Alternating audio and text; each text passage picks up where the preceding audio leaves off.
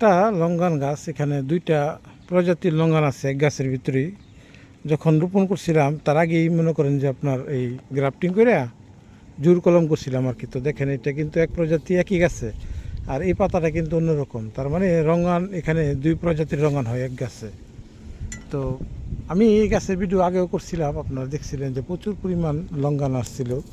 তো এখন মূলত লঙ্ঘান আসতেছে না বেশি, একটা খুবই কম সংখ্যা, খুবই কম। তার কারণ হচ্ছে গাছটাতে আমি 1-1.5 বছরের ভিতরে কোনো হাত লাগাই নাই, পরিচর্যাও করা হয় নাই। হ্যাঁ, আমি যে কোনো একটা কারণবশত হয়তো বা গাছ থেকে, নার্সারির গাছ থেকে, সব কিছু থেকে বিরত ছিলাম। আপনার এই 1.5 বছর, টানা 1.5 বছরই বিরত, বাহিরে ছিলাম আর কি। এগুলো থেকে নিজেকে গুটিয়ে নিয়েছিলাম এই ইউটিউব থেকে, নার্সারি থেকে, গাছের যাবতীয় কাজ থেকে। তো পুনরায় আবার আসতেছি, এখন আবার শুরু করবো ইনশাল্লাহ আপনাদের দোয়ায়।